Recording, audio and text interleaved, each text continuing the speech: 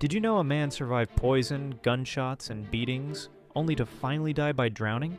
Grigory Rasputin was the most hated man in Russia during World War I. This wild holy man had somehow gained control over the royal family by claiming he could heal their sick son. On December 29, 1916, Prince Felix Yusupov decided enough was enough. He invited Rasputin to his palace and served him cakes and wine. But there was a deadly secret. The food contained enough cyanide to kill 10 men. Rasputin ate everything and showed no effects whatsoever, so they shot him in the chest. He collapsed, seemingly dead. But then Rasputin's eyes opened. He jumped up and chased his attackers through the courtyard. They beat him with clubs and shot him 3 more times. Finally, they wrapped his body and threw him into the frozen river. The autopsy revealed water in his lungs. After surviving poison, gunshots, and beatings, he had drowned. Yet his death changed nothing. The royal family he had manipulated was executed just over a year later.